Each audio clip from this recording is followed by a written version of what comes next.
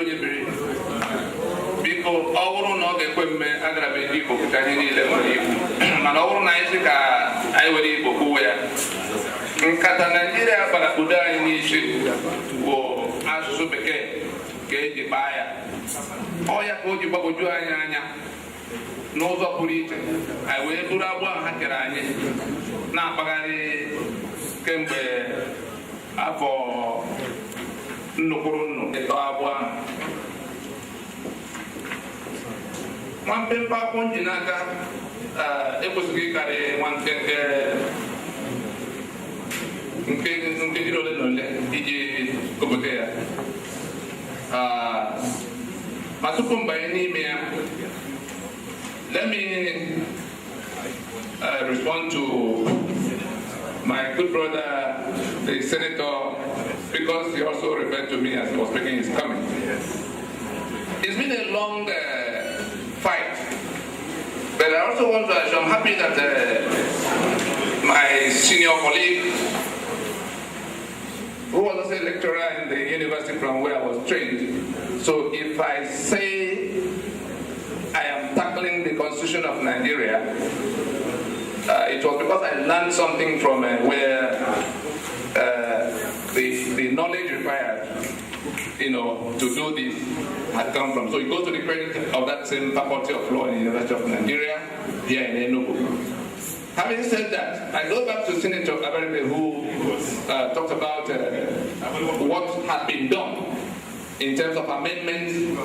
By 2007, when we went to court to say that we have not made a constitution, it was to give a legitimate framework within which to engage what Nigeria had done against our people, so that it becomes constitutional grievances well defined that will be addressed in the manner the 21st century world will address it, and towards going to referendum. And I'm happy that steps are being taken. But the strategy here is that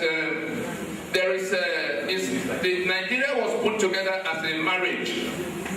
For those who have cared to look at the documents we've been circulating, it is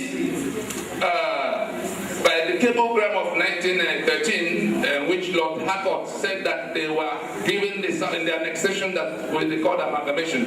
Lord Harcourt did say that they were bringing the Southern Protectorate to be joined with the Northern Protectorate in a marriage between the well-behaved Northern youth and the Southern Lady of Means, so that it was clear to the British makers of Nigeria what they were putting together. And it is the consequences of those things that we live with. They've managed to put a constitution in place that make it permanent. So it is that same antelope we're chasing.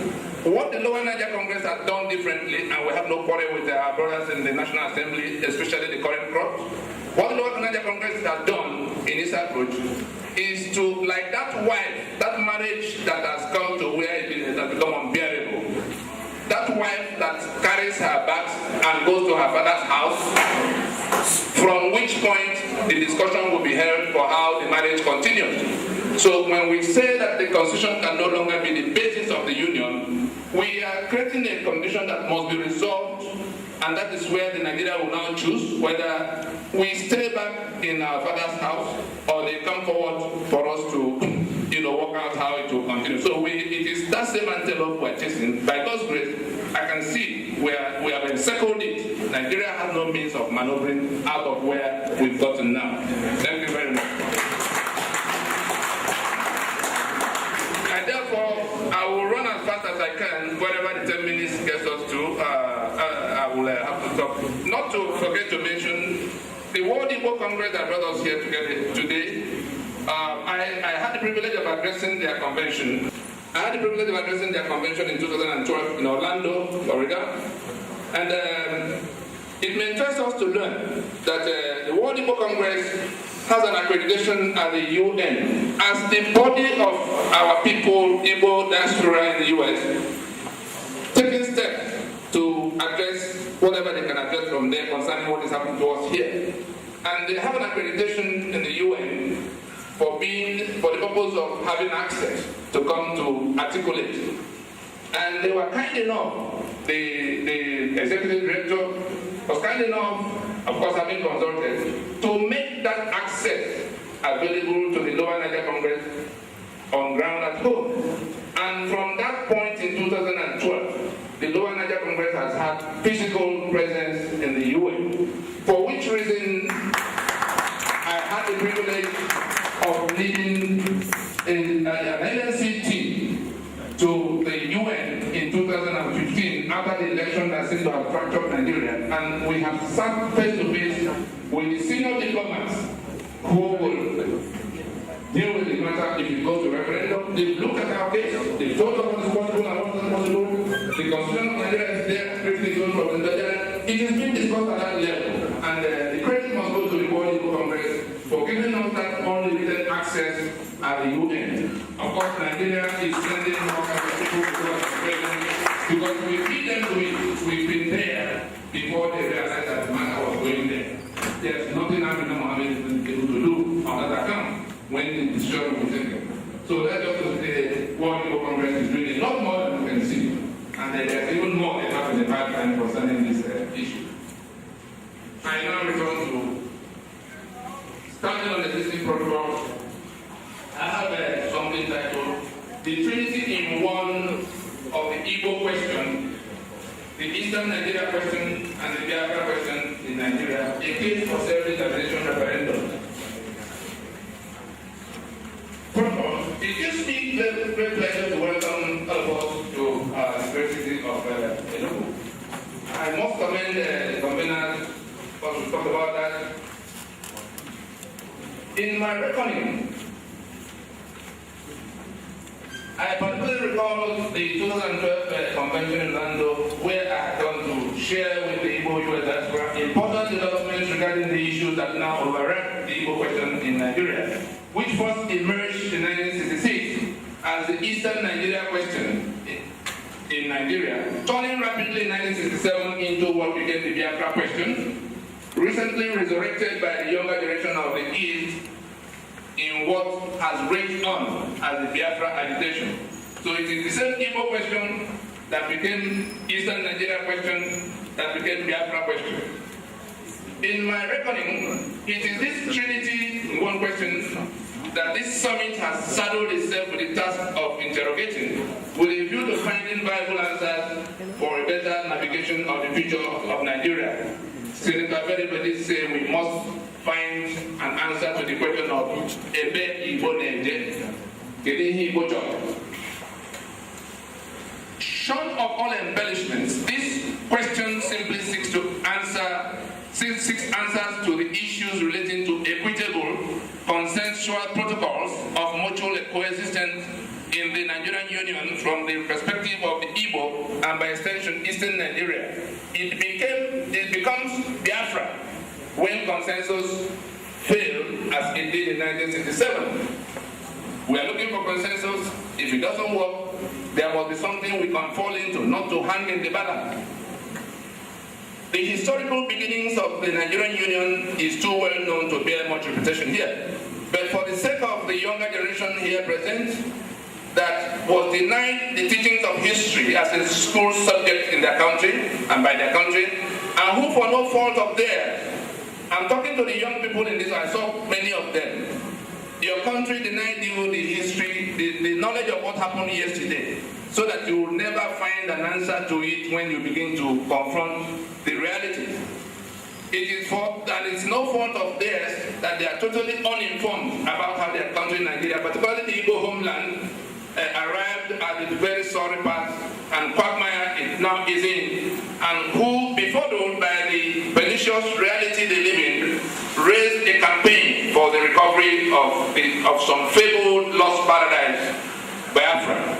A little historical excursion will be undertaken here. Nigeria was a colonial era creation of the British. The country was in January 4th, 1914, artificially coupled together by the annexation of the then Protectorate of Southern Nigeria to the then Protectorate of Northern Nigeria in an exercise officially tagged amalgamation. The mind-boggling failure of this otherwise giant promise on the African continent has been the subject of many researches and academic inquisition. They decades of routine, massive bloodletting, which punctuate these monumental failures, came to global reckoning in the years 1967 to 1970, when Eastern Nigeria, one of the 4 federating regions that constituted, suddenly found itself in the genocidal war, which began with pogroms. For those who are asking, why are these boys on the street willing to die? Let me give you an insight as articulated by some of those who created the problem, at least their parents did. In 1999, Sanusi Lamido Sanusi had at a public lecture in Kaduna, looking at the same problem from their own side, told those who gathered, and I'm quoting him, he says, the northern bourgeoisie and the Yoruba bourgeoisie have conspired to keep the Igbo out of the scheme of things. They have been defeated in war, rendered paupers by monetary policy fiat, their properties declared abandoned and confiscated, kept out of strategic public sector appointments, and deprived of public services. The rest of the country forced them to remain in Nigeria and has continued to deny them equity. Our present political leaders have no sense of history. There is a new Igbo man who was not born in 1966 and who neither knows or cares about Nzog and Ojukwu. There are Igbo men on the streets who were never Nigerians, who were never Biafra. They were born Nigerians and they are Nigerians, but suffer because of the actions of earlier generations. They will soon decide that it is better to fight their own war and maybe find an honorable peace than to remain in the contemptible state in perpetuity. The northern bourgeoisie and the Yoruba bourgeoisie have exacted their pound of flesh from the Igbo. For one Sadana, one Tababadawa, one Akintola, one Okojebo, hundreds and thousands have died and suffered and continue to die.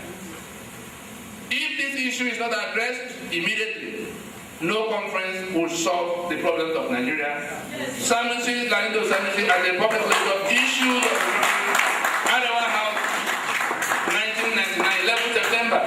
It is on account of that we are saying to all, including the federal government of Nigeria, that the least, because the outcome of all of those shenanigans has produced a constitution that has my signature in his preamble as the maker. He says, we the people have made. It is that constitution that lists 68 items that I cannot touch. I have coal in Enugu, I cannot generate electricity. I cannot transmit electricity because somebody wrote it as a decree. I cannot tie the road from Enugu to Port Harcourt, except I go and prostrate in Sokoto. I cannot run the port of Port Harcourt, which was property of Eastern Nigeria under Emma Obara. I cannot organize my simple security. The little business I want to do, I must go and get licensed in Abuja. 68 items. And therefore, that same constitution took us from being one region out of 4 into a hopeless minority in Nigeria. We now have 36 states. How did we come about those 36 states? Somebody sat down, cutting them because there's oil money to be shared. Now the federation cannot proceed on that front. We are saying that we have gone to everything that needs to be done for peace to reign, for a peaceful resolution of this matter. By the time we convened Pronaco in 2005, it was because we had come to the conclusion that if nothing gets done to restructure, this place will collapse and will be more disastrous than the first one. It was Aburi Accord, Aburi Agreement that we reenacted in Pronaco, and we came out with a draft constitution that resolved all issues across board. It was a delegate from Katsina that moved the motion to adopt the finished product on the floor of the conference. Muhammadu Buhari was part of the northern delegation that came to that conference. I was the secretary of the Constitution Drafting Committee that dealt with the matter of reducing into writing what the ethnic nationalities of Nigeria had put together as basis for coexistence that would take them back to federalism. Tinubu was governor in Lagos, and he was very much involved. The one that is minister now was his chief of staff, who dealt with us day and night. And there's nobody in government now. The acting president happened to have been the attorney general in the period. There's nothing to be discussed in that matter that has not been discussed in private with all of the people who tell us now that the matter is non-negotiable. And we therefore say, okay, if they have come to non-negotiable, like the memorandum and articles of association of a company, that is what the constitution is to a country. Our argument, in case there are some of us who do not understand it, our argument, and which we took to court in 2007, to say that if we have a memorandum, an article of association that is now a forgery over and above what was agreed, because they toppled the one we had up to 1967, we can now go and make a new one. South Africa had a similar experience with apartheid. It was not by amendments that they killed apartheid. They agreed that they had to agree, and they went into the process in Kodesa. We are saying today that it is possible. We're not anarchists. We're not saying let us go to government house, and that's why we have the quarrel with conquer and occupy Biafra now kind of movement. We say no. Let us agree that we have to make a constitution that is consensual, and it won't take us anything other than taking a time frame to do it. Let those in government house remain in the transitioning that do we have do we have a governance in place today under this constitution? You can't fetch water with basket. And we therefore say let us just take a time frame and go and work out something that will recommit us to the project Nigeria. As at today, the default position, if nothing gets done, the default is that there is no federation in place, because federation is a union of constitutions. The constitution that federates to form Nigeria were toppled in 1966. It has been in position since that time, and it's injuring us. And we say, either we fix it now, or everybody will stay back in his father's house, like we've already moved back to our father's house. I must stop here so that other people can make their own contribution. Thank you.